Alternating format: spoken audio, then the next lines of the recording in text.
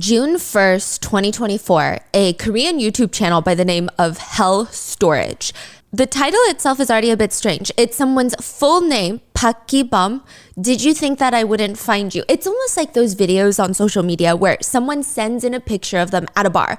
And now this TikToker, this YouTuber, it's almost like those videos on social media where someone will send in a picture of themselves at a bar, and now this YouTuber, this TikToker will find their location based on the small details, based on the clues in the background of the photo. Have you seen those trends? Yeah. It feels kind of like that at first glance, but it is nothing like that because Park Ki-bum never wanted to be found, ever. He wanted to live his life in peace with his family. But not anymore. There is no way he can do that, not with this video out. The video states, Park, you worked at a restaurant called Redacted. They didn't redact it in the video, but which even Korea's Gordon Ramsay has once visited. You have been living a prosperous life, earning money and enjoying luxury while working at your aunt and uncle's restaurant. Look at this post of you and your daughter. The caption of that post reads, Daughter, don't try to become anything in life. Just live healthily by my side forever. Spend the money that I earn for you. Exercise, get beauty treatments, drain your dad's wallet. That's all I want. I love you and I love you and I love you again. Live a life that shines brighter than jewels and is more valuable than luxury goods. My precious daughter.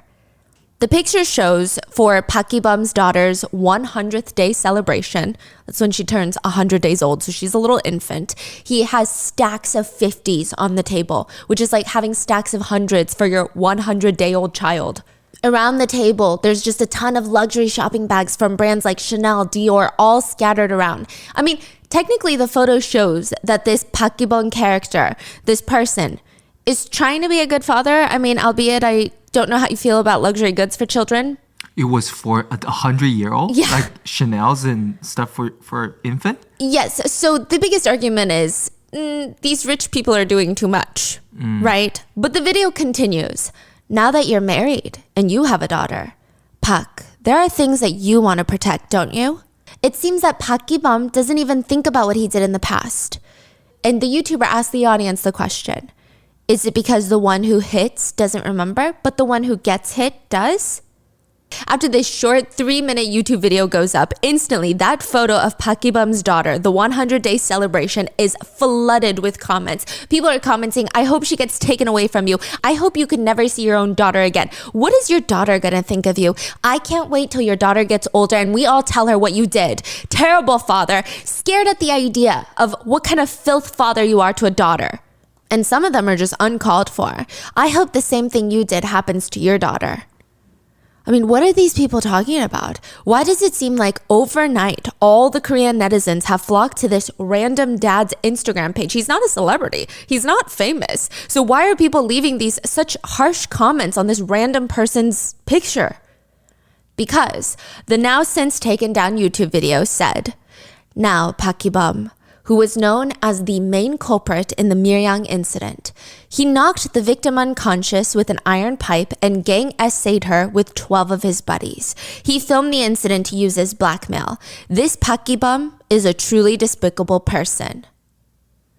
20 years ago, Park was the ringleader for the Miryang 44 case, where 44 high school students blackmailed, tortured, and essayed a little middle school girl for over a year straight.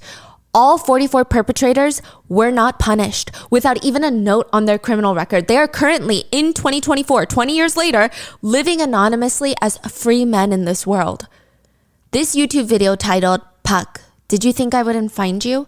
Would be the start of a string of vigilante justice YouTubers slowly releasing the protected hidden identities of the essayers involved, leaving everyone in South Korea wondering, do I know one? We would like to thank today's sponsors who have made it possible for Rotten Mango to support the Korea Sexual Violence Relief Center. They have assisted and supported SA violence survivors through various methods, including providing over 87,000 one-on-one counseling sessions, fighting for revisions of laws, and running educational programs. They also provide legal assistance and recovery programs for survivors. Most notably, the KSVRC has aided in the recovery for the Myeryang victims. This episode's partnerships have also made it possible to support Rotten Mango's growing team of dedicated translators and researchers. We would also like to thank you guys for your continued support. As always, full show notes are available at rottenmangopodcast.com. A few quick disclaimers on today's case. There are heavy mentions of CSA, CA, and just really strong language against those that have been victims of SA. I will say just overall, every detail of this case is extremely triggering, so please watch at your own discretion and remember to always take care of yourself. And with that being said, let's get into it. All everyone in Korea could talk about, and this is recent, the first video was uploaded June 1st, 2024. All everyone in Korea has been talking about the past, 2 months, is this Myeryang 44 case. It seemed like the whole country had been collectively angry for the past 20 years, and all of that hatred and emotion is coming to this new bubbling point with this information coming out. Perpetrators' names being released. I believe that up until this point for the past 20 years, people were kind of holding on to this hope that perhaps the perpetrators would already be arrested for other crimes. Maybe they'd be low lives, no future, no careers, no happiness, no families. But no, this is confirmation through YouTubers that they are living well and better than most citizens. Sarah, this is a fake name. Sarah was one of those people. Sarah's whole family took this news pretty hard. They're watching it unfold on YouTube. They have nothing to do with the actual case. But Sarah's youngest sibling was a victim of sexual harassment, and the perpetrator got off with no punishment. The whole family, they just have this bad taste in their mouths. We know Sarah's story because she posts it to an online forum like Reddit in South Korea. She writes, "But my fiance's whole reaction to the thing has been very strange." To give you some background, she met her fiance 4 years ago while they were both volunteering at this organization for stray cats. They were in the process of planning their wedding, and one of the reasons that Sarah was so excited to marry this man is because he had always been so supportive of everything her family was going through, especially her younger sister. But when this Myeryang 44 news breaks, he's kind of agitated by the whole thing, almost condescendingly poking fun and dogging on her family, stating, "Oh, your parents are keeping up with the newest updates because they're retired, they have nothing better to do, they have no lives, they need to get a hobby. And your youngest sister, who was also a victim of a separate crime, if she had kids and she moved on with her life, she wouldn't be so fixated on some internet drama." Wow. Sarah writes on the online post, "At first I questioned why he would say such things, but as his criticism intensified, I was shocked. I said, are you defending them because you're from the same hometown? I mean, maybe you have a lot of pride of being from that area and not wanting that town to appear badly on a national, perhaps even international scale? Is that what it is?" That's what she accuses him of, and he freaks out. He throws the soda that he was drinking and just shows her a side of him that she had never seen in 4 years. That's what she says. He tried to punch and kick her that night. Whoa. Sarah said she was pissed. She started screaming at him, "Oh yeah, you want to hit me? Go ahead, hit me." Her fiance ran out in anger, and Sarah was so flabbergasted, honestly, just no words. She calls her sister, tells her sister what's going on, and her sister thought, "It is strange. He's from the same hometown and he's the same age. His reaction is odd. What if, I don't know. It's weird." And Myeryang's not even a big city. It's not like New York City. There were at one point like 100,000 residents. It's a small town. The two sisters decide to confront him the next day, and Sarah's fiance admits, fine. He wasn't one of the 44 that essayed the victim, but he was part of the larger group that knew about it, and he had seen videos of the essays. He begs Sarah, "But I'm not that type of person. You know me better than anyone. Please, come on. You know my family. We're all Christians." Sarah said she broke off the engagement and moved in with her sister. The whole weekend, he and his parents have been blowing up her phone trying to get her to change her mind, and she's disgusted. She's writing this because, judging by his reaction, he wants the whole world to know that he has no remorse. And these perpetrators that are being outed, they likely don't care either. They have no shame, they have no remorse, no guilt. They're just pissed. She says perpetrators never change their minds or truly repent. Sure, he may have not been one of the 44 that R-worded 14-year-old Hannah, also a fake name, but he's still a monster without remorse. 14-year-old Hannah was just discharged from the hospital. This is back in 2004. She still had bruises that were in the process of healing, scars all over the lower half of her body, and this whole laundry list of pills that she was supposed to take every single day. She's not feeling good. She needs rest. She's deep in sleep when she hears this rustling next to her, shuffling. She's groggy. She opens up her eyes, and there is this middle-aged woman kneeling next to her, waiting for her to wake up. When Hannah makes eye contact with this woman starts sobbing. She has never seen this woman in her life. Who the hell is this woman? It's not her mom. It's not her aunt. She doesn't know this person. Hannah calls for her dad. Nobody comes in. This middle-aged woman is on her knees just crying, inching closer and closer. Hannah, don't you feel sorry for your oppa? Oppa means big brother in Korean, but it can be applied to anybody, so it doesn't have to be a relative. It could be applied to somebody who is a few months older or a few years older than you at the same school. Don't you feel bad for your oppa? Even just that statement, your oppa, you're symbolizing a very close relationship. Mm-hmm. For being in detention, look, sign this petition to get him out sooner, and Hannah, I'll let you marry him. We can arrange for it when he gets out. Hannah didn't know what to say because sitting in front of Hannah is the mother of a high school boy, the mother of one of Hannah's 44 R-worders. She's offering Hannah the quote chance to marry her R-worder. That is crazy request. A few months prior to that, Hannah was sitting in front of the police officer, watching him flick off another piece of ash from his cigarette onto the ashtray. The whole room practically felt thick with the smoke. 5 packs of cigarettes in 8 hours. The smell, the smoke, the nauseating questions, it was a lot for Hannah. By the way, this is all from Hannah's recent interviews that she did, where she is still anonymous. She said she had to put up with this for 8 to 10 hours per day for the past 8 days of nonstop questioning. She's 14. Tell me again how it all happened exactly. Start from the top one more time. It started a year ago when she was 13. Hannah was about to slam the phone down. She's at home on the phone, and she's about to turn it off when a voice on the other line is like, wait. Hannah's going through her prank call phase, which I feel is an obligation for most kids. She was trying to call a friend of hers, but she misdialed the phone number by just one number. And this random guy picks up, and he sounds about her age. He has a very young voice. Wait. And they try to make small talk and telling her, your voice is pretty, and he's a high schooler from Miryang, which is about an hour away. He sounds very normal. Honestly, nothing special or a standout. But he asks her to hop onto the online chat room that he's in so that they can talk more and just hang out. It's not even a one-on-one online chat room. It's a big group chat where a bunch of random high schoolers from all these different towns gather together and they just hang out. They just talk about their day. They talk about what's going on in their town. It's nothing spectacular. So for 6 months, on and off, Hannah would just hop on, talk to this boy, and he's an 18-year-old named Pak. Pak Gibang. Real name. Yes. Now, the guys keep encouraging Hannah to come meet up at Miryang, or at least meet them once, right? And South Korea is pretty small. So if you live in a different city, it's not like the US where, oh, I meet an online friend, they're from Wisconsin, they're from Denver, Colorado. It would have to take so much out of me to go meet them from the East Coast. South Korea, it's very casual to meet up with online friends. And then there's a lot of public transportation, so yes, that's easy. And like this is nothing new or crazy. No one's running away to a different town to meet someone in private. You just hop on a bus and you go meet them after school. Hannah says, we were young. We never met up with boys before. We had never been out of our town of Ulsan before. So we were a little reluctant, but we decided, let's just go see their faces, talk, maybe eat and come back. Who is we? So Hannah has a little sister that's 1 year younger. She was also in the chat rooms. I believe they were sharing one computer though. So I don't know if they had 2 different accounts or if they were just kind of all hanging out together.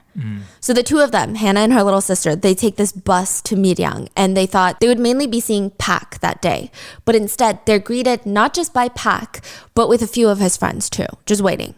And this is 6 months into talking. Yes. Okay. And so they know a lot about each other. Yeah. And also they're 18, they're of age, they're, yeah. definitely has a lot more influence on the girls. And truly, even when they get off the bus and they see Pak's friends, nothing about them give off any terrifying energy. They all just seem like regular high school guys. Just people you would see in the hallways, just older seniors maybe. But the police, they're stuck on this one detail. They keep asking, so you went to go play with them? The police are asking Hannah, which this is a big part of the case later. The word play gets brought up a lot in reference to Hannah just one time going out to meet and hang out with a guy. The word play is going to have a dramatic effect in the court proceedings.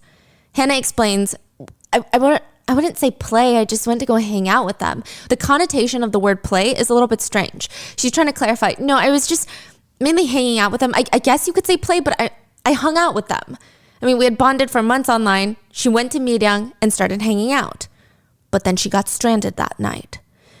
At the time, all buses leading out of Miryang ended at 4 o'clock. The sisters did not know this. Nobody told them this. But now they're stranded in Miryang. The sisters didn't even know Miryang was that small of a town. At that point, it was pretty rural of an area.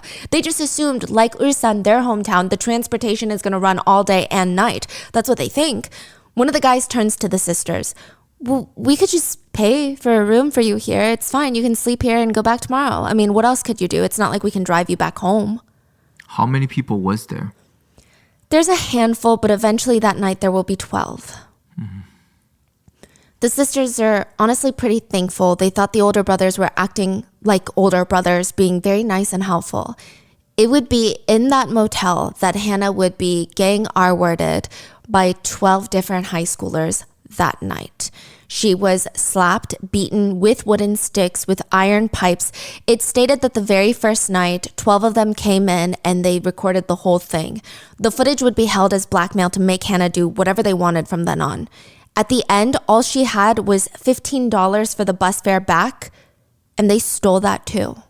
So they R-worded her, gang R-worded her all night, and then at the very end, they stole $15 from her.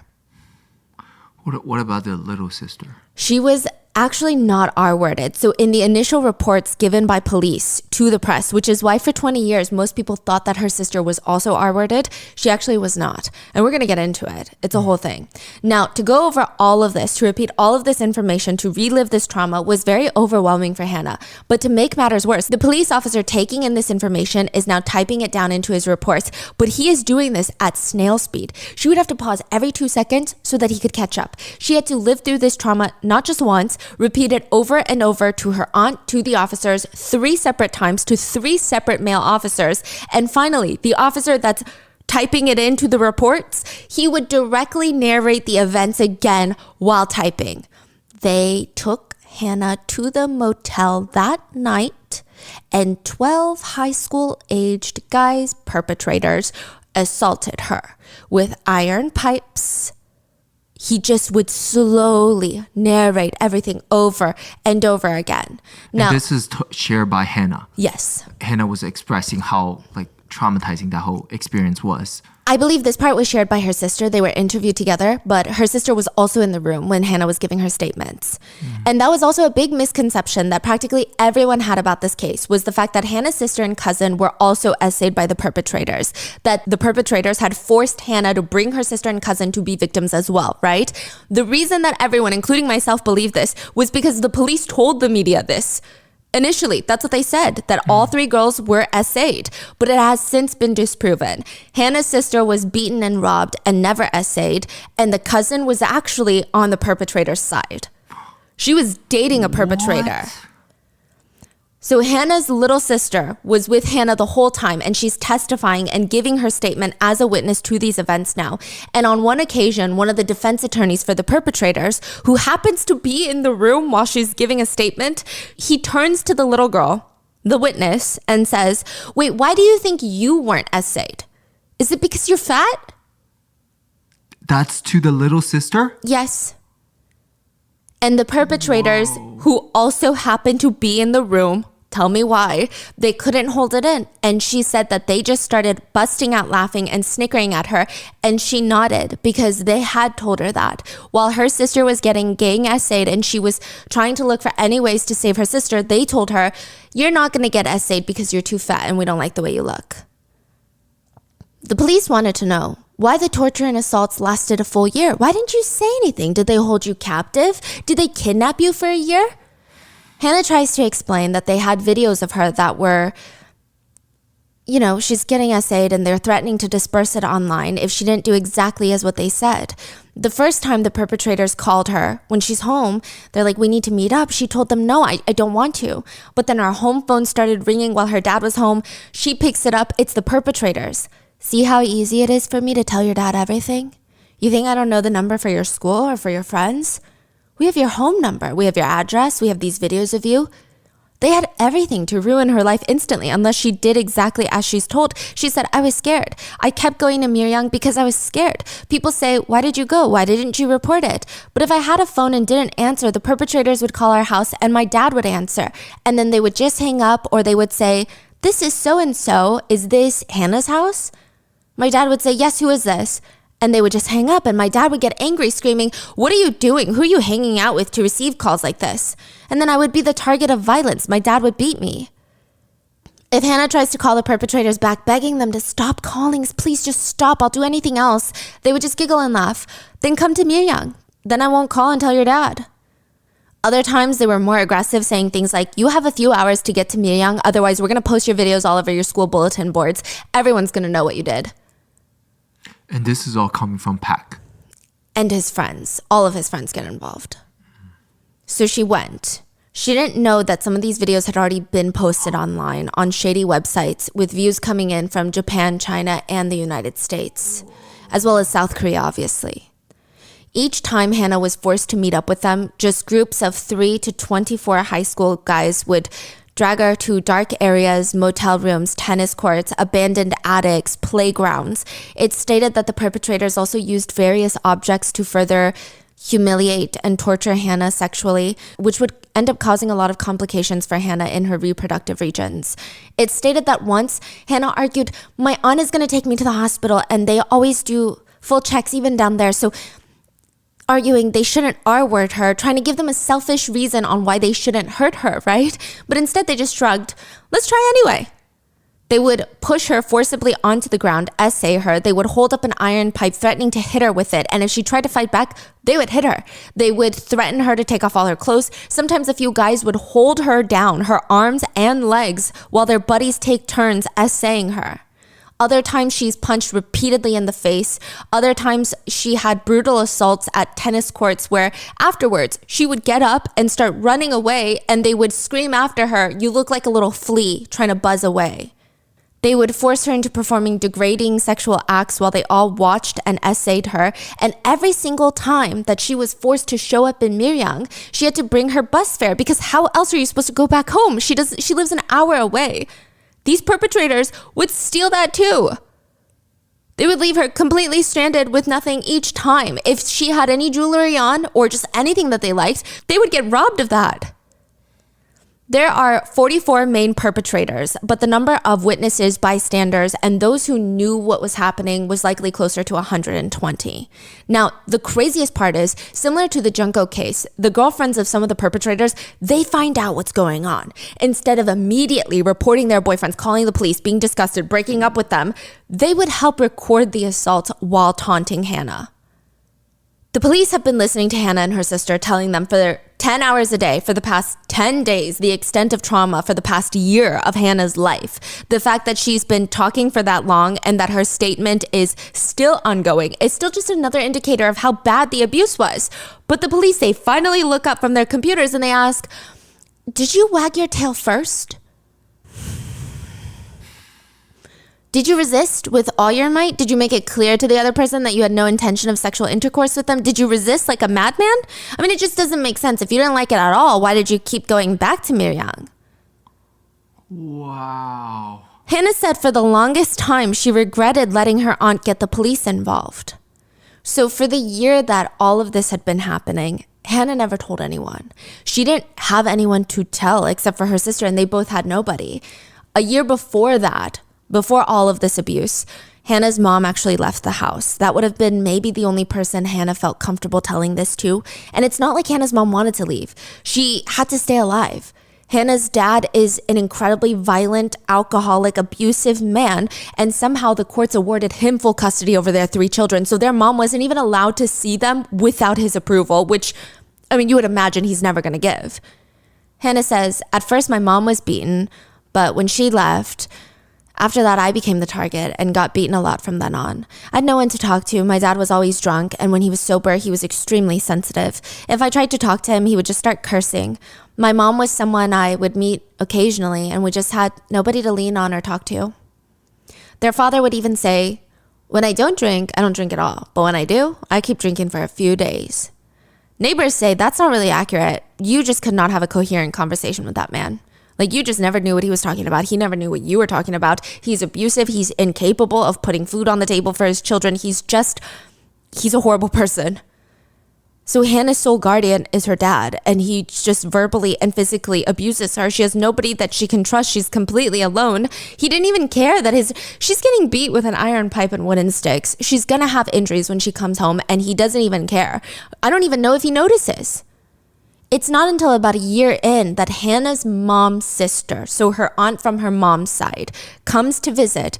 And right off the bat, she's like, something's wrong with these girls. Something's wrong with my nieces. She sits down with Hannah. It's okay. You need to just tell me honestly what's been going on. Is it your dad? What's going on? She could already tell what was happening. I mean, to a small degree. She just reassured Hannah, I can make an appointment and we can go to the hospital tomorrow. November 25th, 2004. After 11 months of torture, abuse, blackmail, essay, the police are finally called. And the police reassure Hannah's aunt, trust us. The details aren't going to hit the media. It's not going to affect the girls at their schools. It's not like it's our first time investigating a crime like this. Just 12 days after that, the police release a quick press conference stating that 40-something high school male students had gang essayed 3 girls, including 2 middle school sisters, for a year straight. So this is where the decades-long misinformation that Hannah's little sister was also essayed starts. The initial press conference also stated that the 2 sisters were essayed by 41 different high school boys in one day. Like 41 had taken turns on both of them is pretty much how they phrase it, which is really vile. But that's not true either. Now, all the major news networks report on this because, I mean, that's what the police told them. Why would they think it's not true? But the biggest problem with the police press conference is they release the victims' full names to the media, which honestly should have been redacted from the get-go. So if we file an FOIA in the United States, if there's privileged information, it's all redacted. They're not going to give it to you and hope that you redact it. Most media outlets did redact it themselves, but some, in quote, a rush to break the news, just publish the personal information as is. Or they redacted it, but in a way that everybody in the town that knew the girls, they knew who they were. They gave out neighborhood, age, surname, and said 2 sisters in middle school. It's pretty obvious who the sisters are. Hannah says, my surname isn't very common. People around me instantly knew it was me because our neighborhood isn't as big as Seoul. When we went to school, the kids around me started looking at me as if they knew something had happened. And when I quietly went to the teacher's office, the teacher just said, I know.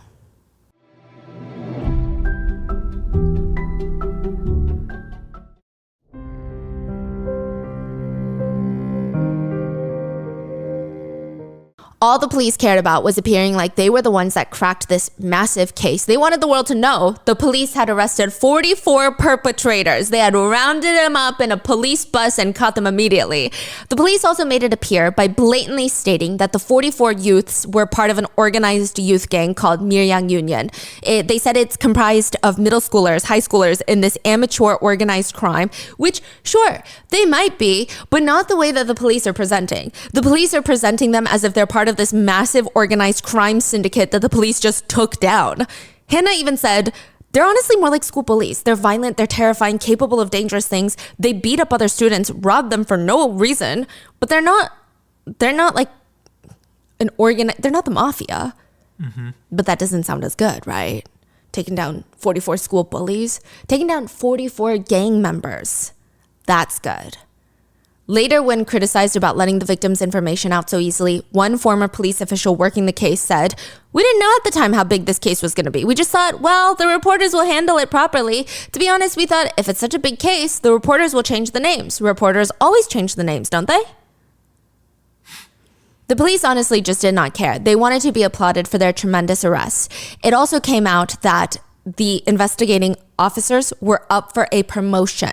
They just needed a big case, a big pat on the back to make it happen.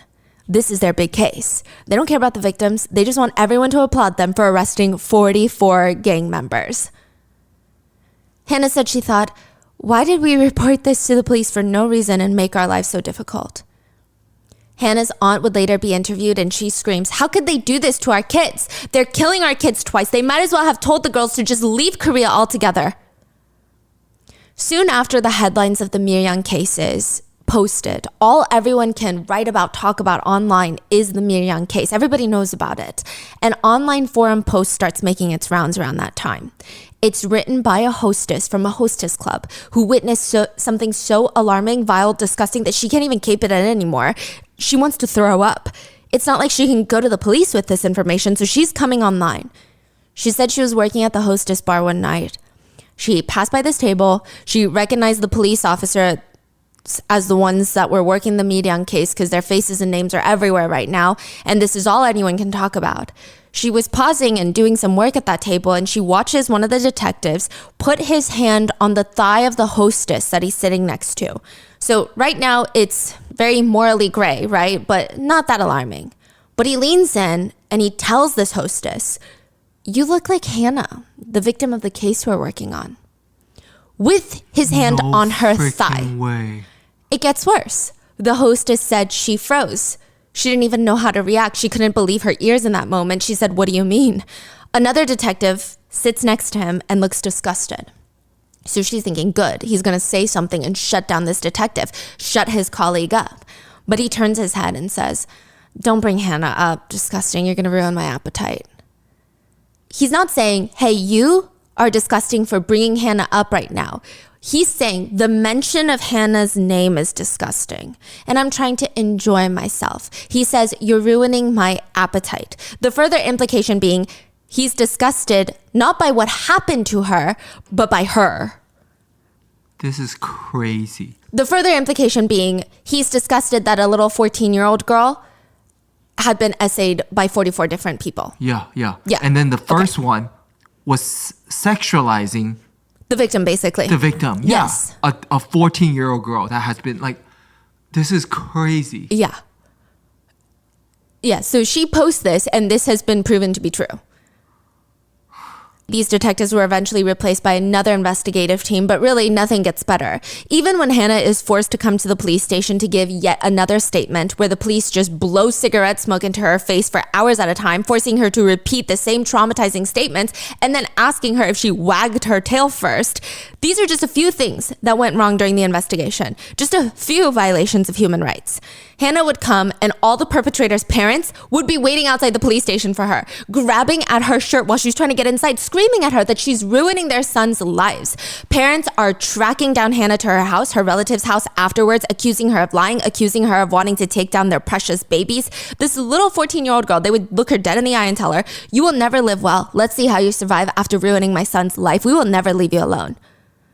One of the perpetrators' mothers even came and called Hannah a gold digger.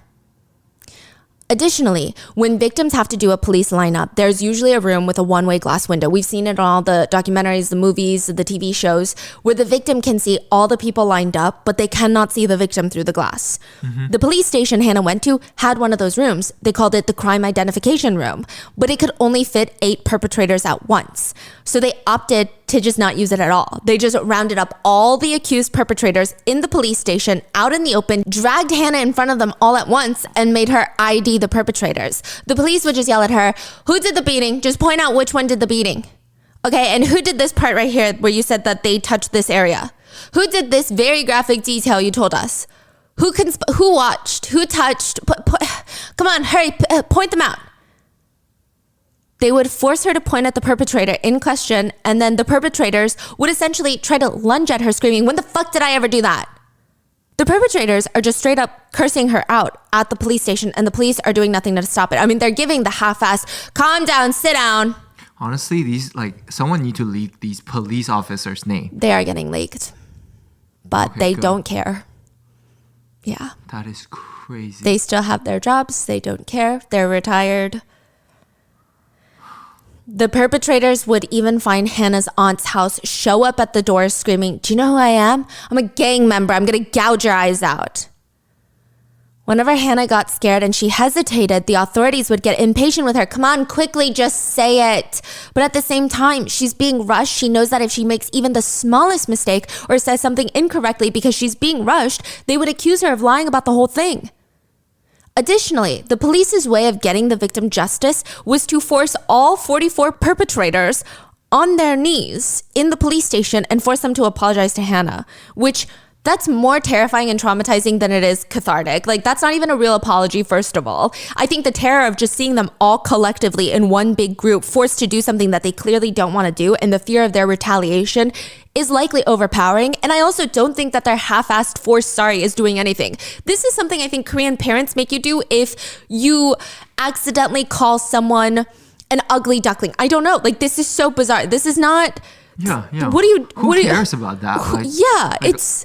We want to see some real consequences. They're treating it as if it's a playground dispute. Exactly. The perpetrators even accused the police of targeting them just because they have tattoos. They stated that they were being discriminated against. Who is? The perpetrators. Because they have tattoos. Yeah, they're like, "You just are accusing me of being a gang member because I have a tattoo." This is discrimination, and I won't stand for it. For some of the perpetrators, the police even asked the victim to sit down in front of them and go through her story again of what happened, as if they're trying to get both sides, both stories at the same time. The police also made the whole case about gangs. They kept arguing about the perpetrators, which gangs they're a part of, or which district the gangs formed in. At one point, this case became more so of, are the guys in a gang or not, rather than the actual crime. The sister's aunt demanded female investigators to handle the case, or at least be the ones to take the girl's statements, but the police did not care and rejected her request. In fact, at one point, so much media attention had been gathering outside of the police station because the police leaked the whole case. The authorities wanted Hannah and her sister to be questioned inside of a motel room. A motel room, like where the assaults first started. Even if it didn't start in a motel room, that is crazy. The aunt fought back. She's screaming at the officers, "How can you even interview minors at a motel?" Eventually, they would be interviewed at the aunt's house, but that suggestion itself is out of this world. One officer even looked at Hannah and her sister and said, You're muddying the waters of Miryang, you know that? I'm from Miryang. Why are you doing this? Why are you giving my town a bad name? You're not even from here, so why'd you even go to Miryang? Why'd you even meet up with them? I bet you were flirting with them online anyway. After all of this, Hannah is hospitalized for a full month for extensive physical injuries as well as psychological. During her hospital stay, she mentioned to her psychologist that every single time she's at a subway station, she just wants to jump. It's an overwhelming feeling. She can't even look at a train without every voice in her head telling her to do it. She has PTSD, panic disorders, and eating disorders, severe depression. She's so confused on how something like this could happen that her brain is trying to rationalize it by convincing herself that she must have done something wrong in the process. Because things like this just shouldn't happen. So she should be at fault, is what her brain is trying to convince her. The doctor also reports that Hannah just talked a lot about not wanting to be here. She was constantly crying and spoke heavily about wanting to do dangerous things. And eventually, after a month, her dad comes in to pick her up. Her dad and her other aunt. So not the one that called the police. That's her mom's sister. This is her dad's sister. She and her dad show up at the hospital and they're trying to take Hannah home. They're rubbing her shoulders, telling the doctors that they're going to take care of her. If anyone can help her heal, it's going to be them. She needs to be at home to recover. Hannah's mom's fighting to keep her daughters, but technically she's not their legal guardian. She could not stop their father from taking them. The moment that Hannah gets in that car, her dad is shoving a pen in her hand. Just sign it. Sign what? She reads this paper. The statement reads, "I, the victim, first met insert name of our worder, and the other oppas in Miryang. While it is true that he inflicted harm on me, the victim, I have been sufficiently compensated mentally and materially for the harm inflicted by the perpetrator. The victim, do not wish for the perpetrators to be punished, and I request the judge's leniency for the perpetrators to be released as soon as possible. The statement also reads that Hannah has a crush on the perpetrator in question and, quote, I'm worried about him and I miss him and I would like to see him soon. You're shitting me. Did that literally sold her out? While she was in the hospital for a month, the perpetrator's parents came to the dad and he was arranging deals. This is insane. He said, you give me cash and I'll have my daughter write a letter of leniency. One of the other reasons that her dad could convince her to sign the document, other than the fact that he has literally been physically violent with her for most of her life and she's terrified and she's in a weakened psychological state, is the fact that he's her guardian. I mean, technically, he could basically sign it for her. But he tries to convince her, listen, they really are remorseful. While you were in the hospital, they have been crying nonstop, just apologizing. And he convinces Hannah to sign for some of the perpetrators because those are the ones that paid him. Now, when these guys, these perpetrators, the ones that she signed the letter of leniency for, they come to apologize, Hannah said it's not what she expected. She genuinely thought that they felt remorse and they realized their actions were bad. But no, they were smirking, they were laughing. And she said, quote, I was really dumbfounded and shocked. Even after all of this, her dad forced her to go see one of the perpetrators at the detention center. She had no idea where she was being taken. The adults just told her to get in the car and that's it. Yeah. So the dad just kind of kidnapped her. Yes. To see one of the guys. Yes. For what reasons? So that she could write another letter, and his attorney was there and they were dictating what letter to write. So she just was forced to write whatever they were barking at her. And I think they wanted the proof that she went to go visit him. Yeah. Now, 44 of them were, I don't want to say taken to trial because it's not necessarily a trial, but 44 of them were arrested for the Miryang case. And the way that the whole justice system plays out with the 44 is out of this world. First of all, there were like 3 presiding judges that were handling this case. One of the judges had this age-old argument, which is, well, you can't thread a moving needle. That was a quote that he says often, which means if a victim of essay is moving too much and is running away with all her might, you can't thread a moving needle. Like you cannot get essayed. Yeah, if you're moving and fighting back. So the judge is saying that it's her fault. Like she wanted this to happen. Yes, like it's not essay because you can't thread a moving needle. There's no such thing as essay then. This is a judge. Yeah. Now, in the investigative reports that were handed over to the judge to read, a lot of the times when referring to the victim and her story, you read phrases like, she came to play. The victims were playing with the accused while playing. Now, the word play sounds really, in English, sounds like something that you would only apply to children, right? You know, while the children were playing, ABC happened. But in Korean, it's a bit complicated. So let's say I'm going to hang out with my friends. I would say, 엄마, like, 애들이랑 놀고 올게, which means I'm going to go play with the kids. It's like, that's the direct translation. But it basically means I'm going to go hang out with my friends. Mm-hmm. But you almost say it in an innocent way. Because the word play in this connotation of like, 엄마, I'm going to go play with my friends is almost like, we're just literally going to giggle gaggle around. It's not like I'm going to go to the movies, I'm going on a trip. It's like, we're just going to like mess around. We're just going to hang out, right? But play can also be used very negatively when it's referring to other children or in situations of like, you might have fuck boys being like, 놀자, which is like, come on, let's play. Right? So it can be used in different connotations. Yeah. Also, there is something called 노는 애들, which is a very bad word. It's not a curse word, but it's what parents will say about other people's children, which means kids who only play.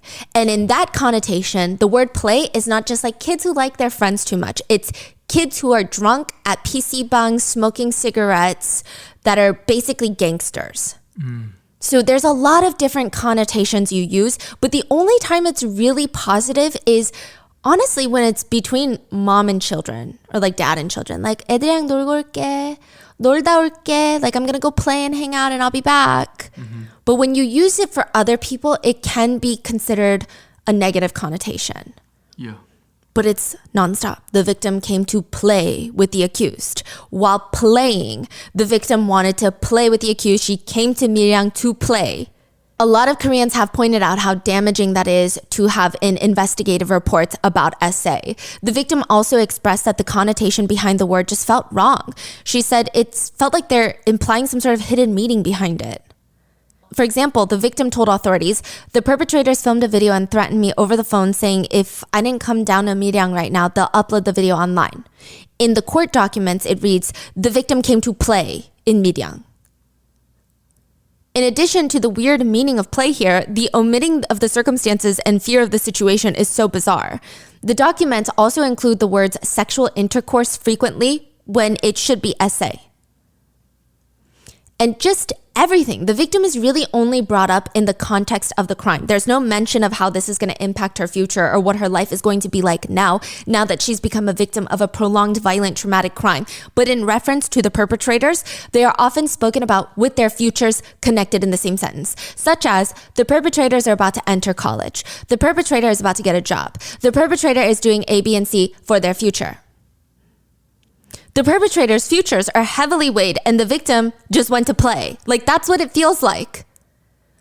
Initially, the police sent 44 perpetrators to the prosecution for charges of gang SA, assault, and threats, which would be categorized in South Korea as SA with special conditions, which is threat and assault. But 34 of the 44 were not prosecuted. The prosecutors get it, and they're like, let's throw out 34 of these cases. Why? Okay, so 20 of those 34 were released because either their parents had paid Hannah's dad blood money or they were found to not have used force to essay Hannah, meaning they essayed Hannah, but they weren't holding an iron pipe. They essayed Hannah, but they didn't beat her. They deemed it would not be considered special conditions, so they were just let go. That part is crazy. Well, I mean, it's already crazy that they were let go for no special conditions, but also the part is even more frustrating. Yeah, maybe they themselves weren't holding a pipe forcibly beating Hannah, but their best friend was in the room holding a pipe, or their best friend was right outside the room holding a pipe. The implication being, it doesn't matter. If Hannah says no, if she tries to fight back hard enough, she's gonna get hit with the pipe. For those reasons, about 20 perpetrators are just sent home with a firm warning. Some of them got community service, but nothing to report back on. That leaves 14. Now, 13 of them are not tried because in South Korea back then, the crime of SA was considered a civil matter, meaning the victim had to press charges for someone to be taken to court for SA. But that means the burden of proof, everything relies heavily on the victim. And that's already so bad, but it gets worse. Hannah had said about some perpetrators, she used the language, quote, blank so-and-so harmed me at this time. The police stated that is a statement of fact, not an accusation, meaning she does not want to press charges on this person. What? See, I don't understand. Like, anybody who hears this, they see how fucked up this is. Why is everyone arguing against her? From the judge to the police to everyone. You think it because they have power, they have influence, or... Yes. So I think it's a combination of everything. And that's what a lot of netizens think. Some of the perpetrators' parents were wealthy. Now, to disrupt 44 families in a small town, and these perpetrators' parents are nasty. They're vile. I haven't seen a single one that's like, you know what? I fucked up raising my kid and I am going to hell for it and I will repay the victim back with my life and I will try so hard. Not a single one. So I think they were putting a lot of pressure on the police. Miryang, the city of Miryang also kind of wanted it to quiet down. They wanted that instant boost of like, we arrested so many people. And then afterwards they're like, okay, this is making our town look bad. We got to shut this down. And I also think that a lot of these people are just old men who truly believe that women deserve to be essayed. I don't know what else to say. Like, I don't even know how to rationalize their thought process. And I think that they just care so much about these losers' futures. I mean, they have no future. It's crazy. But they care so much about their futures. Right. I see. So it's another one of those cases. How could you let one girl ruin all these young boys' future? Yeah.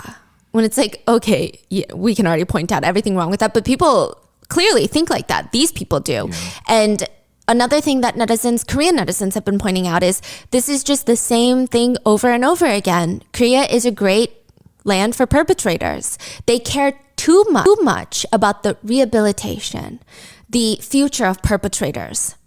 It doesn't make sense. Now, Hannah had used the language, blank harmed me at that time. The police and prosecutors argued that is a statement of fact, not an accusation. So they believe that Hannah did not want to press charges. They stated that she should have said, I want them to be punished for this. Or I really, really didn't like that. Like they wanted her to vocalize word for word verbatim. She wanted to press charges. So for that reason, 13 cases are thrown out because her wording. They stipulated that the victim did not directly express to press charges against those perpetrators when discussing what they did. This has changed since then. Now SA is a criminal case, but yeah. Now, the last one is not prosecuted because he committed a crime in a different region. He was going to be punished there for that specific crime.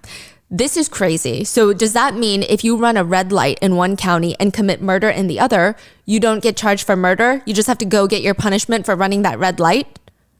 What? Yeah, they're just like, well, he's already going for a different case, so it's fine. That doesn't even make sense. Like, what is this? A buy one, get one for crime? What do you mean? The other 10 that are sent to juvenile court, they don't receive any punishment. They just get sent to juvenile court and they just get slaps on the wrists. They get community service. They don't do anything, essentially. So they didn't go to prison? No, a few of them were held in detention for a little while, awaiting the court dates, but that's it. And then, what, that's it? Yeah. Were they all underage or what was it? Like, some of them were not underage. So 18, 17? Yeah.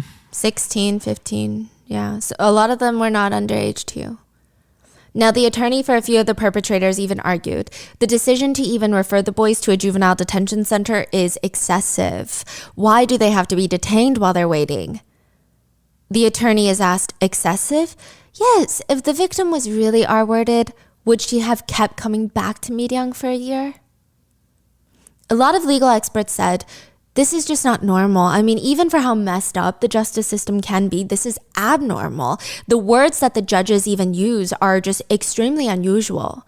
The fact that the perpetrators were not charged with any sort of CP-related crime is also mind-boggling, considering even the production of consensual adult explicit videos in South Korea is illegal.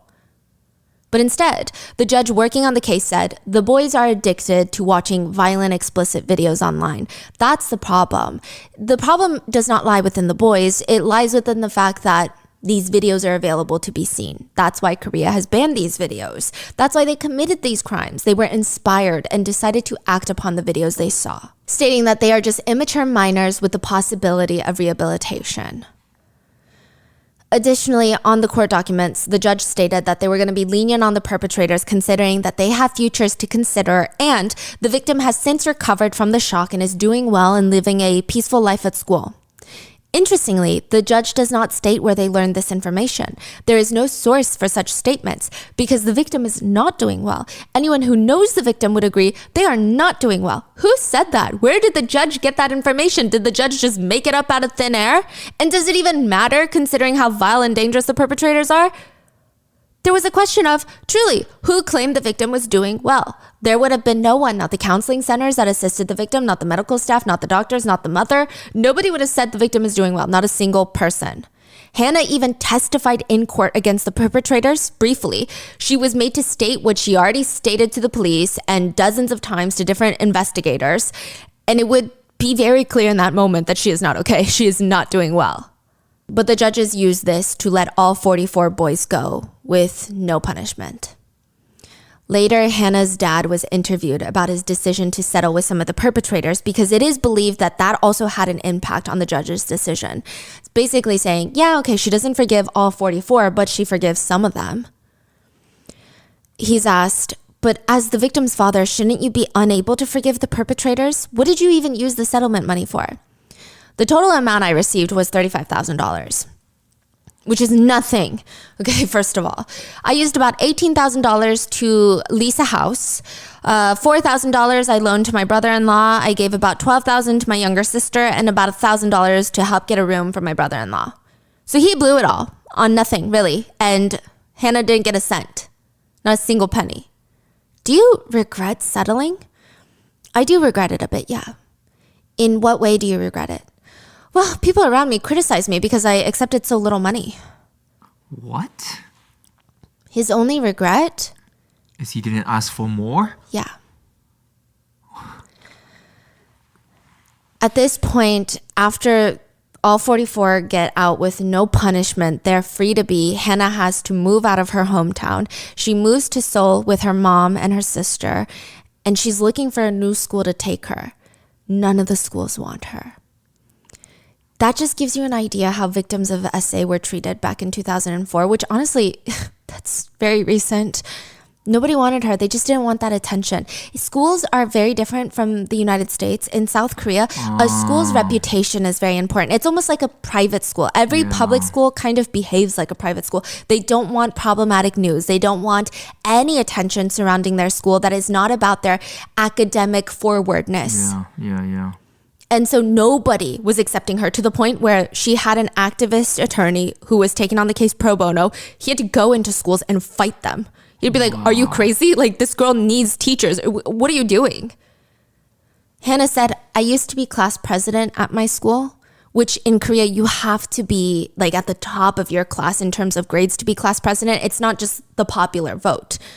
She said, I used to be class president at school, and even afterwards, I just really wanted to work really hard, but it didn't end up working out.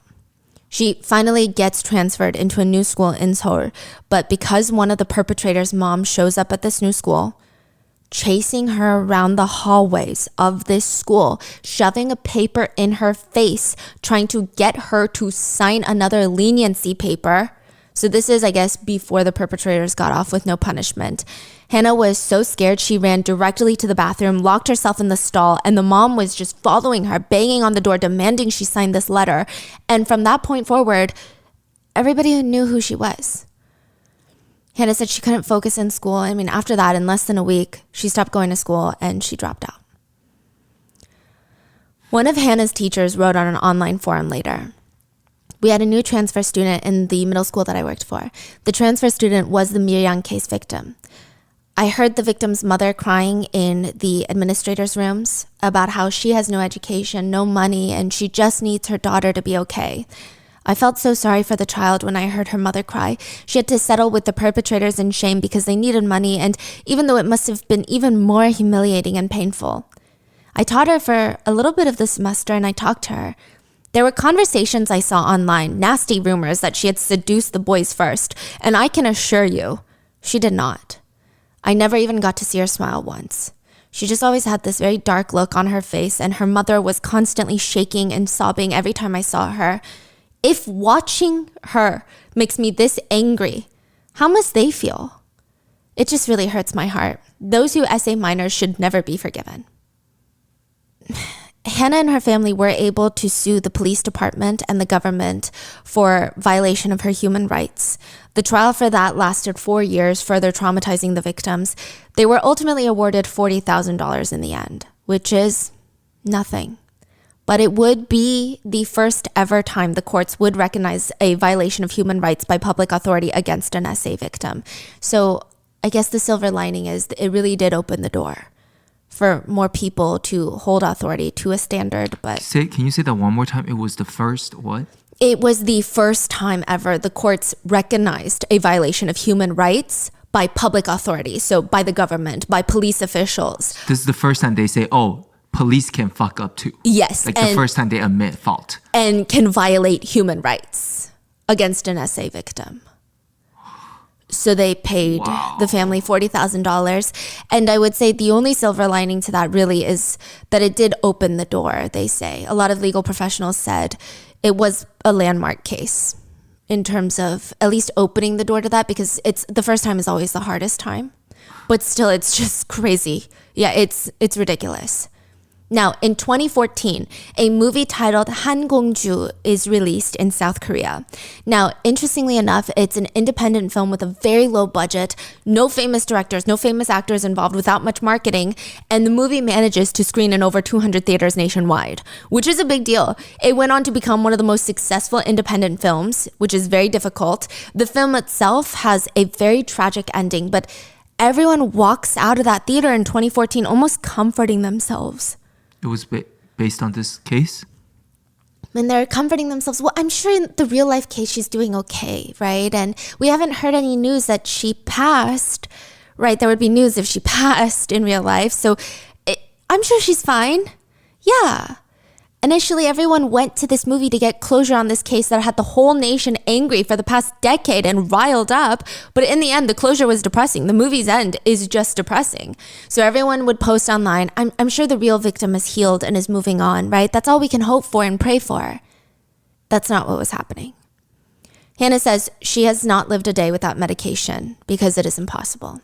She and her sister were unable to graduate high school. They have been through psychiatric treatment since 2004. For the past 20 years, they cannot stop medicating.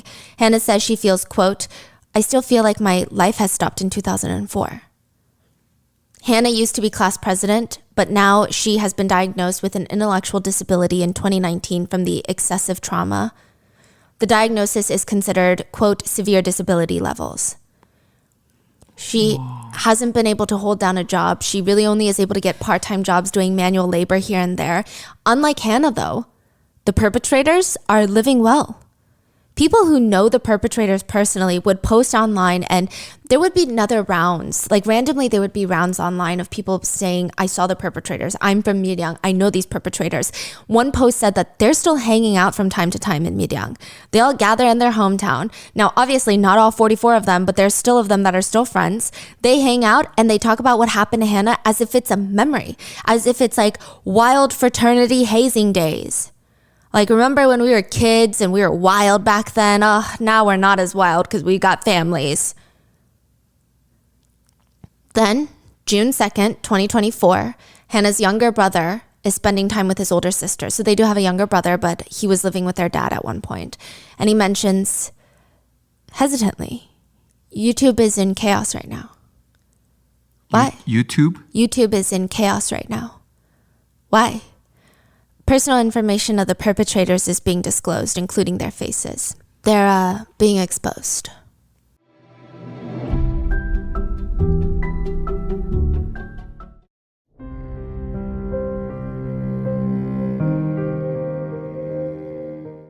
It all starts June 1st, 2024, when a YouTuber by the name of Narak Bogonso, or Hell Storage, uploads a video that I was talking about. Pakibam, did you think that I wouldn't find you? The YouTuber exposes one of the main 44 in the Miryang case. Now, side note, the original poster even asks a question of, all the perpetrators say, if you show me leniency, judge, I will live my life volunteering and helping those in need. The judge has showed leniency and it's been 20 years. So let's see. Did the perpetrators spend their lives volunteering, reflecting, and helping those in need? Let's show the proof. Side note, and even more unbelievable, up until recently, Hannah and her sister had been avoiding all media about their case, and they thought that most of the perpetrators were at least punished to some degree. They read on the case files that they were referred to the juvenile division, which meant they were taken to juvenile court. Mm-hmm. But it says juvenile department, which they thought meant juvenile detention. Like prison. Yeah. They didn't know that all of them walked free. Not a single one of them received a criminal record. They didn't know. Nobody told them. The police didn't tell them. The judges didn't tell them. So they didn't know anything about what happened to them. They just did not want to look at anything about this case. And they found out through recent YouTube. All of this coming back out again. Wow. The victim said, I thought referral to juvenile department meant detention in juvenile center, and I thought at least they could be punished for their crimes in that way. Now they are going through some of the court documents again, and they read these words nonstop. No right of prosecution, lack of victim testimony. So the no right of prosecution means that she did not actively want to press charges, basically. And the lack of victim testimony, they don't understand what that means. She was forced to testify over and over and over and over again. Hannah says after 20 years, she just wants to know the truth now. What does that mean?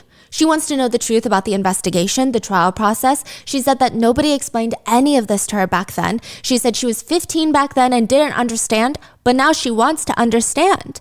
She went and requested the documents and information from the courts.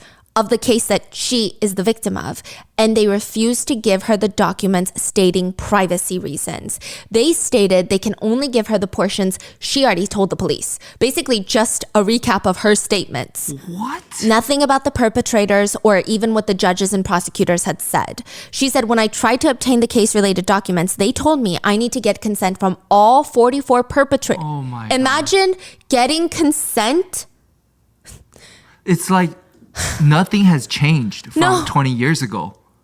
They're still playing the same game. And like, imagine looking a victim in the eye and saying, you need to get consent from all 44 perpetrators to obtain court documents in which you are the victim. She says, I don't understand why I can't see them. I still wonder, and I'm curious about why I don't have the right to know. After the first initial YouTube video goes up, it kickstarts a wave of perpetrators being exposed by a string of YouTubers. It's not just one, it's like multiple. So let's run through the list of exposed, shall we?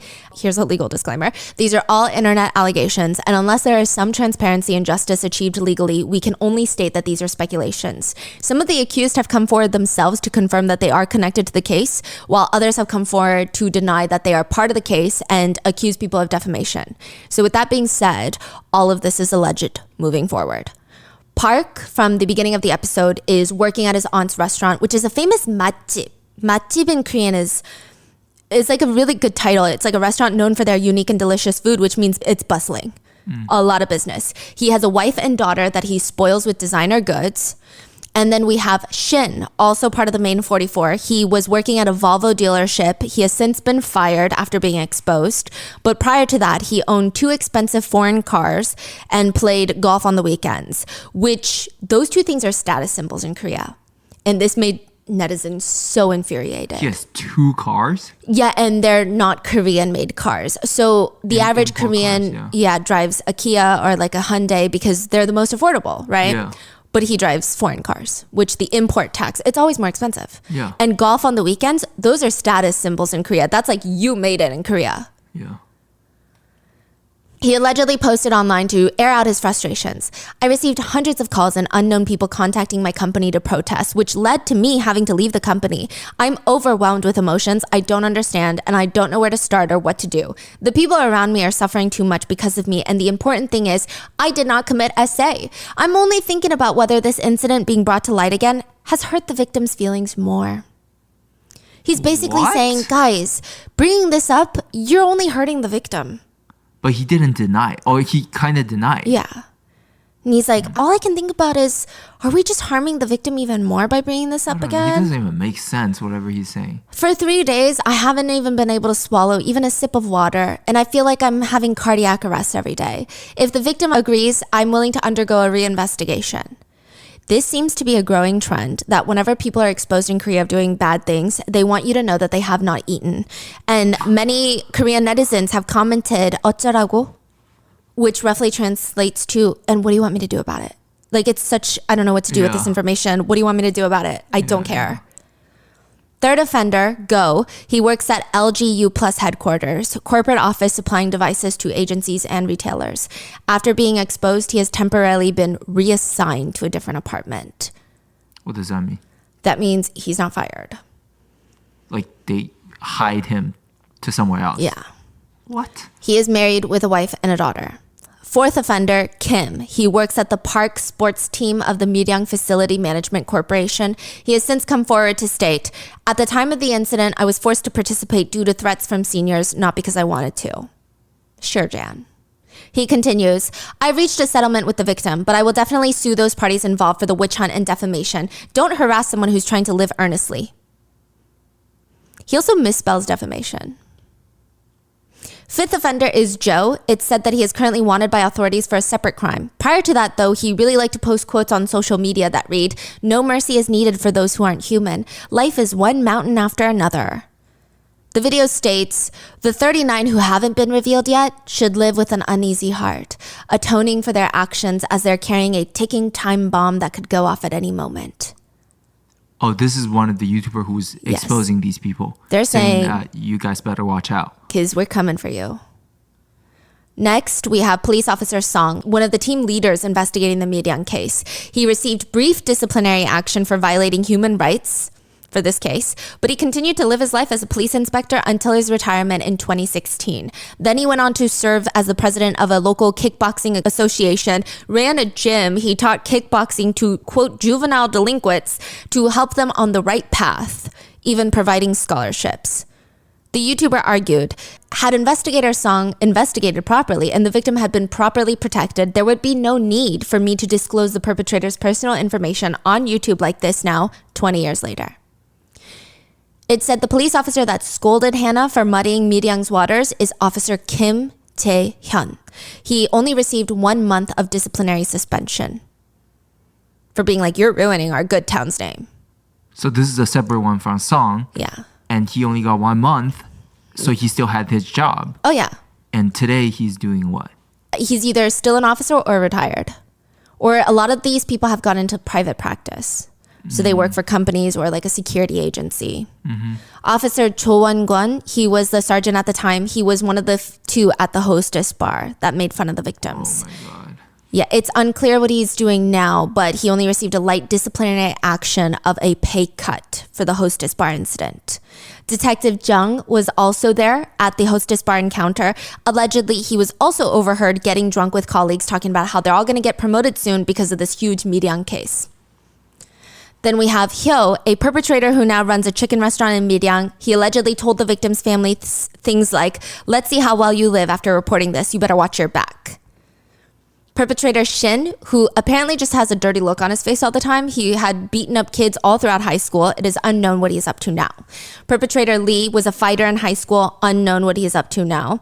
Perpetrator Jun was described as a psycho in high school. Those who knew him said, yeah, he was beyond crazy and beyond help. He was going to go on to like kill someone or something. He's that crazy.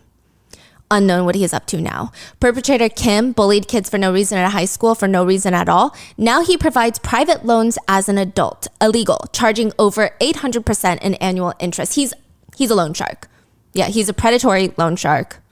And I'm sure if you don't pay him back, he's not going to be not violent.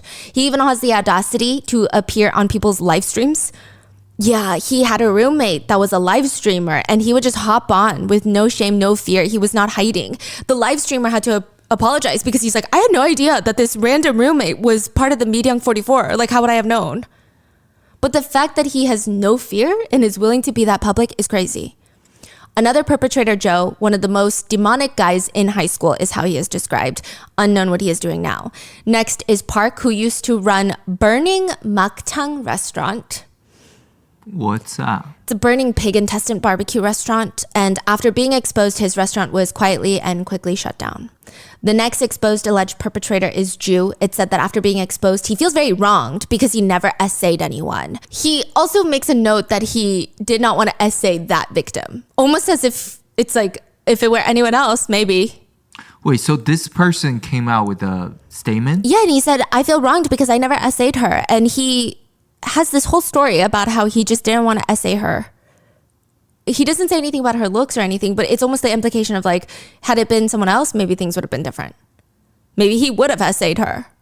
Wow. It's just really bizarre. He expressed his frustration, stating that none of this would have even happened had the victim not even come to Miryang in the first place. Basically asking, what was she even doing in Miryang? He's still saying that today? Yeah. He writes, I know this incident is wrong. At my age, though, it's a time when we should have been meeting girls and having fun. So I'm angry and frustrated to be involved in such a bad incident. I didn't meet the victim many times and I didn't have sexual relations with her. He does admit that he was one of the perpetrators present at the tennis court when she was essayed, but he claims he did not hold her arms and legs down while punching her to essay her, which is oddly specific. He continues, the victim kept saying we had sexual relations, so I unfairly went to a juvenile detention center for a little bit.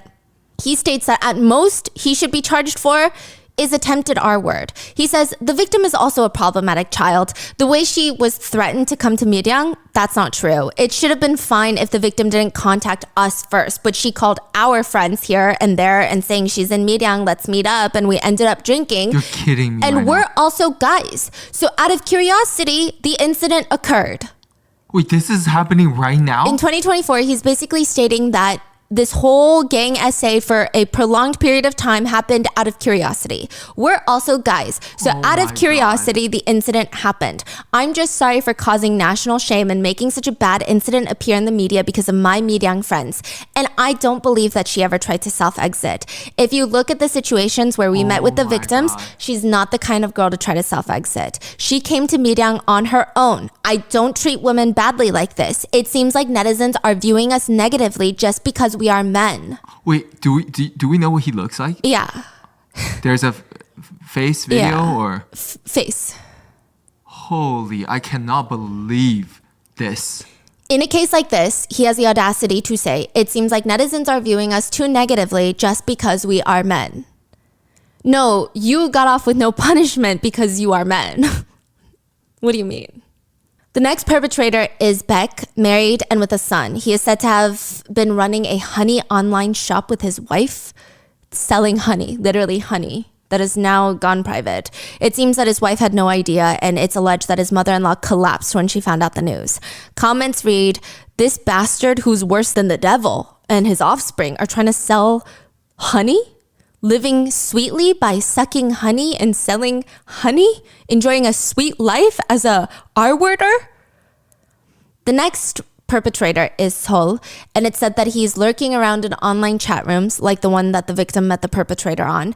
He claims he's just an innocent person that's also just watching all of this unfold on the internet. He has nothing to do with it. He doesn't know how he got roped into it. He says, "I'll say this for the last time if you don't have any brains or eyes. I'm sorry, but I'm just also another person spectating online.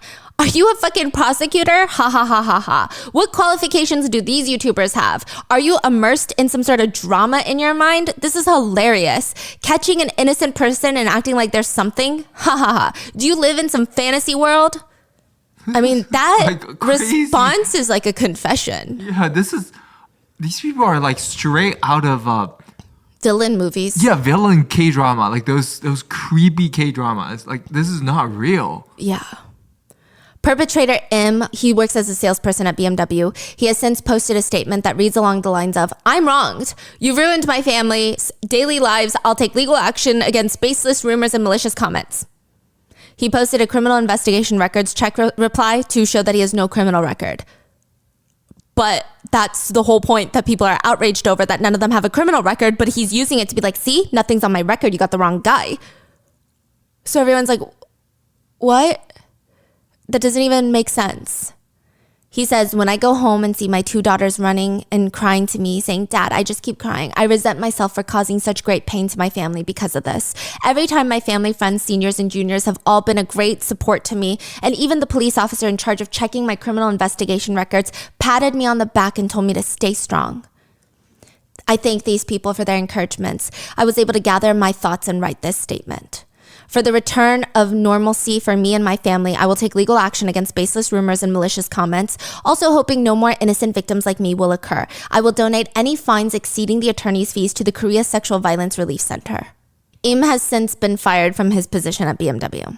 Another perpetrator named Joe has stated that he is not involved in the case. He states he's accused of being one of the perpetrators that settled with the victim. His argument is, quote, "I've never reached an agreement. Any SA crimes are subject to complaint under the SA Violence Punishment Act. So I would be punished even if I reached an agreement with the victim."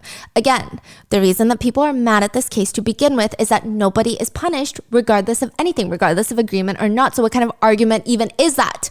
Also, that specific revision to the SA Violence Punishment Act didn't even come into effect until 2013, which is after the crime. So again, are they just hoping that netizens are dumb? Because netizens are not dumb.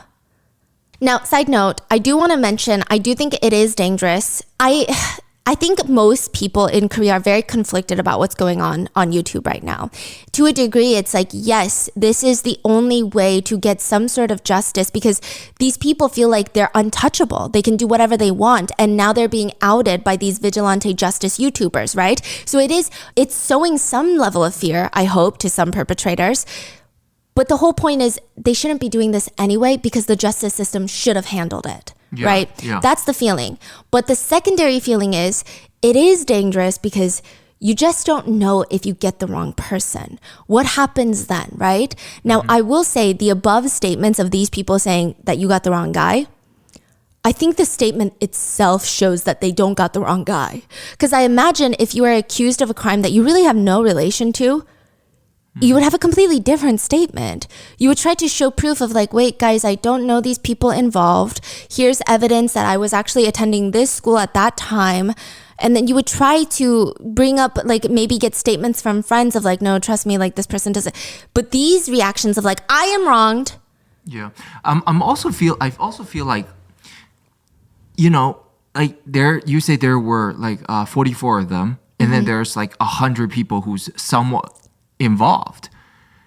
For a small town like Miran, like these people are probably all publicly known for the whole town. Like everybody probably can pinpoint who's who. Like they're all from the same area. So that's another point that a lot of netizens have pointed out, is that there have been some mistakes of people being associated with perpetrators. Like, oh, this is a girlfriend of the perpetrator. And then she would just get dogpiled on. And then turns out she's not dating a perpetrator, right? So those incidents have happened, and it's really dangerous and so bad. I do not condone that, right? But with these main perpetrators that have been exposed so far, a lot of netizens are saying that these people's identities weren't necessarily hidden. Like everyone in Miryang that went to that school knew what was going on, like knew these names, knew they were involved. And had they really pinpointed a wrong person, they would have come forward to help exonerate their name. So that's their argument. I don't know. Let me know in the comments what you think. But going down, there is another perpetrator, Joe, who was exposed to have changed his name and gotten facial plastic surgery. He has been suing netizens who leave malicious comments exposing him. But get this, the lawyer that is representing him is the former presiding judge over the Miryang case. Judge Hwang Jin-hyo, retired as a judge, has gone into private practice where he is now representing accused criminals, and he is now helping one of the Miryang accused perpetrators to sue for defamation. Wow. Allegedly. But you say this guy had plastic surgery, name change. Yeah. That says a lot. So also another thing that's allegedly happening is that behind the scenes, a lot of the perpetrators are going to YouTubers and saying, hey, if you don't out me, I'll give you a list of 10 names of perpetrators. Oh. Like they're all trying to out each other first. Oh, wow. And another side note, Joe and another perpetrator, they're suing people for defamation together, right? Now their friendship went south because Joe would just take all the money. I think he made like $100,000 in defamation lawsuits. What? Wait. The perpetrators are Two perpetrators are suing YouTubers? Yeah, YouTubers and netizens, because you can actually sue like netizen comments in Korea. So they're taking all these people to court. Oh, you also have to explain how defamation law works in Korea. Yes. Okay. So here's the thing with defamation in the United States and South Korea. And we've had problems with this because we've had Korean perpetrators be like, we're going to sue you for defamation. And I said, okay, yeah, the laws are different in the US. Come meet me in the US. So basically, in the United States, defamation is someone would have to knowingly post false information about a public figure, or if they're not a public figure, it would just have to be false information about somebody, right? Let's say journalist is writing about a senator who has been embezzling funds. That senator can sue the journalist for defamation. In the United States, all the journalist has to do is show proof that the senator has been doing this. The senator has to show proof that they had not been doing this. They have the burden of proof. They have to show that this is a lie. You are lying, journalist. And on top of that, the senator has to prove that the journalist knew that they're lying, but still posted that article. It's very difficult to prove. So the difference mainly for defamation laws in South Korea and the United States, and we were talking to our Korean researchers about this, Koreans hate it. In Korea, you can't post the truth. You can get sued for posting the truth as defamation. So if I find out that somebody was in a DUI, I'm like, this name has been hidden from the courts, but I know that person personally. So I go online and I say, hey guys, remember that person? Oh yeah, it's this guy right here. I could get sued for defamation, even though it is true. It's not proprietary information. It's not confidential information. I didn't sign an NDA. Besides, that wouldn't work because it's illegal for that one. But like, you get it? It just, even if I think they say like, anything that hurts their reputation, they can sue you? Is that how it works? Anything that hurts their reputation, they can sue you for defamation, even if what they did is true. Yeah. Even if their right to their reputation being damaged is true. Yeah. It's just the weirdest law. So our researcher was telling us that it might be, they don't agree with this law, but they're saying it might be because Korea is a very small nation.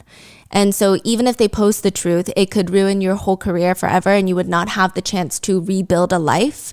So most of this would cover things like allegations of cheating on your partner and stuff like that. But it doesn't make sense. Nobody likes this. Yeah. Like, who are we really protecting here? Now, Joe also states, the fact that I received no punishment means that I have not done anything wrong. I am innocent. That also is the dumbest statement I've ever heard, because that's the reason that people are mad, is that nobody received punishment. He's saying, I'm innocent because I didn't get punished. And he also ends the statement with, I will sue all of you.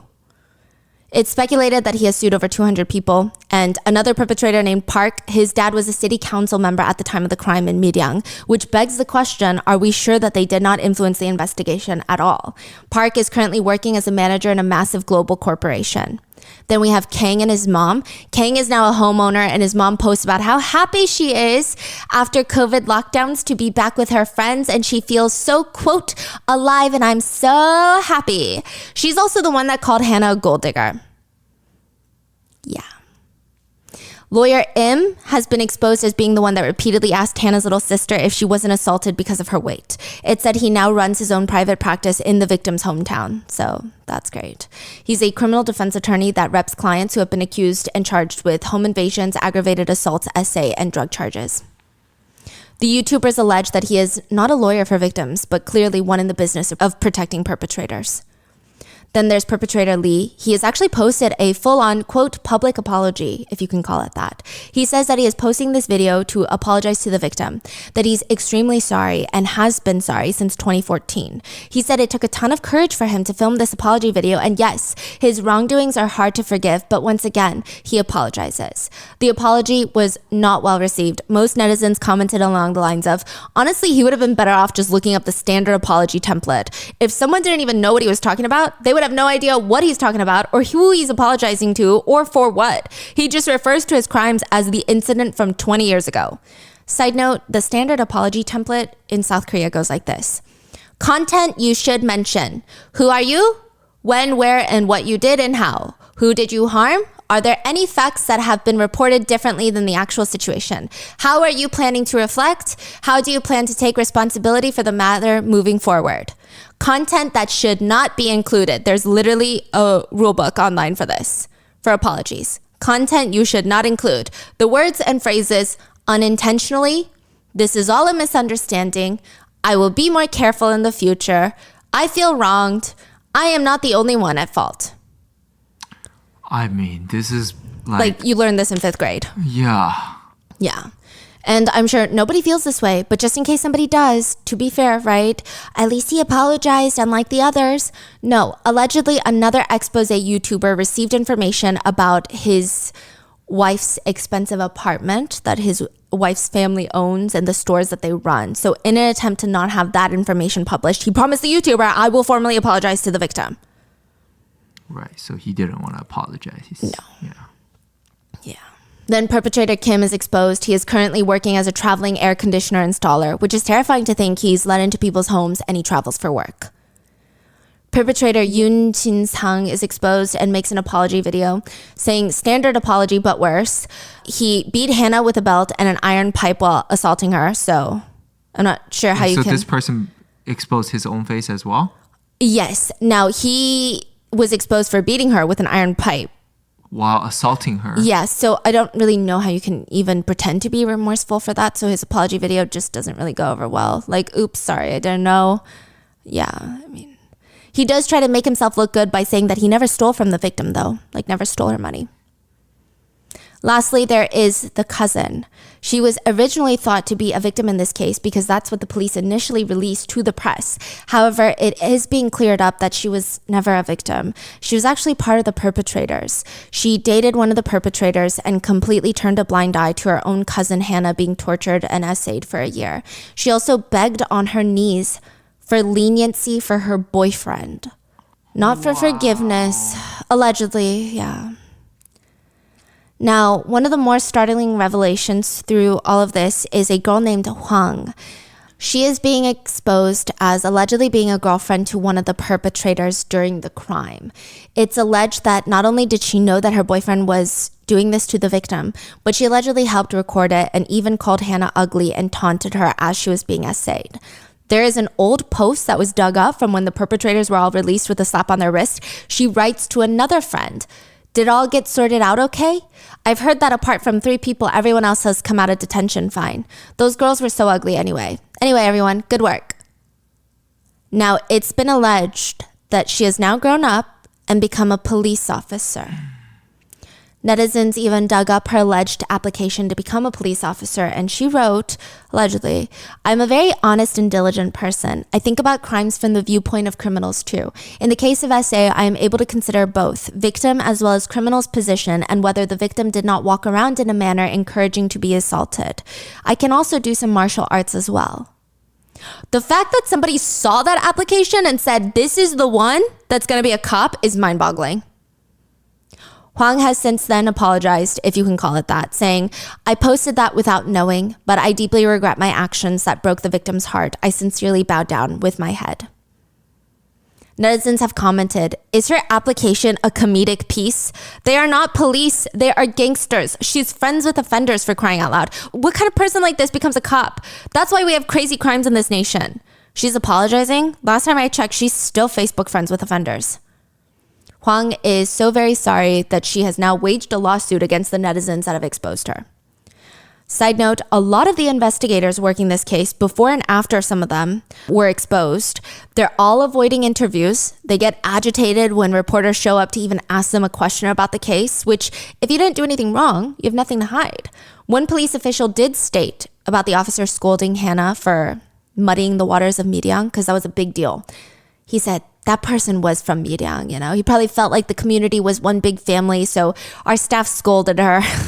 He shouldn't have done that. You know, from the female student's perspective, that must have been difficult, right? This is crazy. Wow. In total, only 8 of the officers that violated Hannah's human rights received any disciplinary actions. And even the ones that did, I mean, could they really be considered disciplinary actions? So far, a total of 29 identities have been revealed on YouTube so far. They're not all the 29 of the 44. Some of them are officers, judges, lawyers.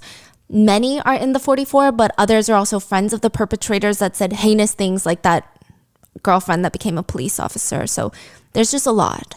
Now, some of the perpetrators are actually trying to reach out to the victim, demanding that she help make all this go away. Which, why does that happen so frequently? Why does the responsibility get put on the victims again?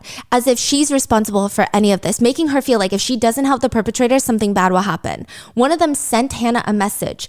"This situation has gotten so big that some of these guys are out here losing their jobs and you're just staying quiet. Some of the perpetrators didn't even directly participate in the essay. You should at least confirm that and do something. Why are you staying quiet?" Who is this? One of the perpetrators. Undisclosed, yeah. Whoa.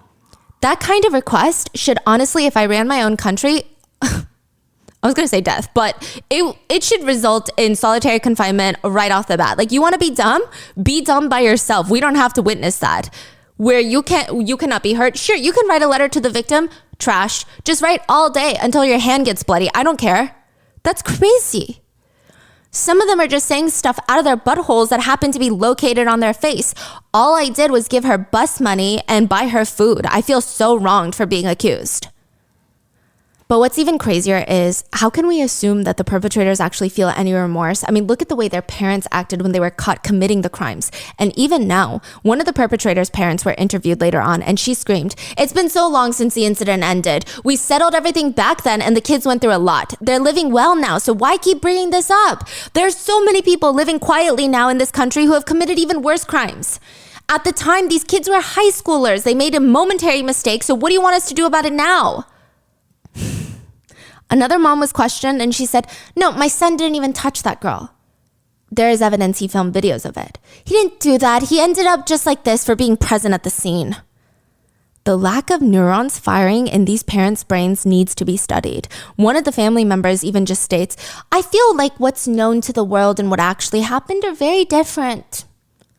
Another mom protecting her precious little boy, her son, the most important human to exist, states, why do I have to feel sorry for the victim's family? Why? It's not like we haven't suffered. Do they not think about the damage we suffered? If you're gonna have a daughter, you better raise them right. You have to raise them right so these types of incidents don't happen. Those kinds of girls, they come to the boys and wag their tails. Do you think any guy isn't gonna fall for it and be tempted? Honestly, do you think that we're not talking because we don't have mouths? Okay, so that's a Korean phrase, which basically translates to like, do you think some people don't talk because they don't have a mouth? And it means like, do you really think we have nothing to say? Almost implying like, we're just not saying it because we're above it or we have something that would hurt the victim more. Like we have so much to say. It's very bizarre and unhinged. Like they are just as nasty as these guys because that's exactly how they turn out this way. It's exactly you see what who raised these boys, you know. Miryang, the city itself, is getting canceled right now with tourism boycotts, products from Miryang, as well as food and any agriculture being boycotted by many civilians. The local government, with about 80 officials from Miryang, had to bow and issue a public apology. The mayor bowed deeply and said, I once again apologize to the victim and their families who suffered unspeakable pain from this incident and to all citizens.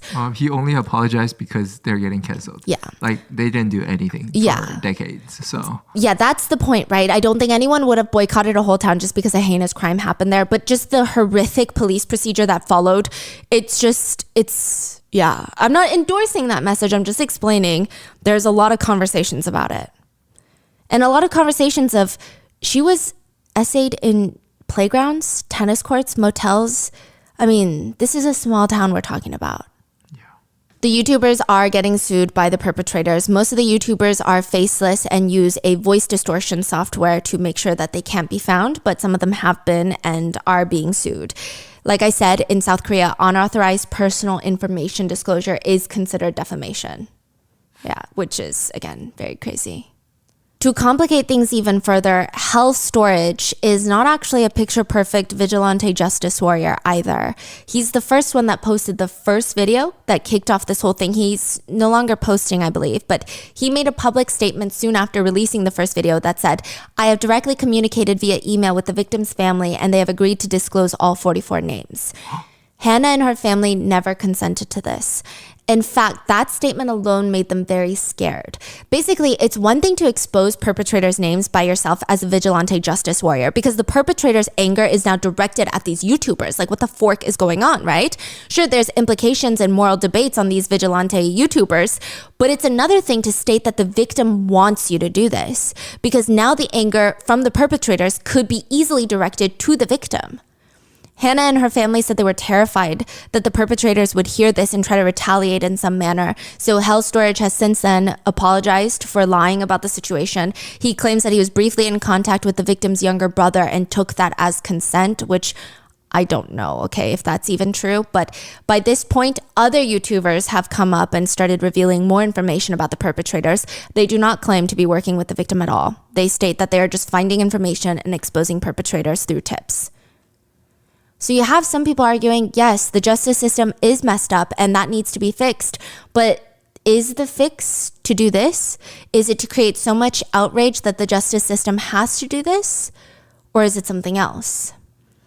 Some people argue this is more of a witch hunt than anything, that yes, you could expose real perpetrators, but there's also a chance that innocent people are named. How can they prove their innocence in a situation like this? But others argue, I mean, when the law can't do it, someone has to, right? You can't just sit here and pray for a better justice system because look where that's gotten people. It hasn't gotten people anywhere. And some people hope that this causes such a slap in the face to the justice system that they feel mocked, that they will slowly start to change how they do things. Mm-hmm.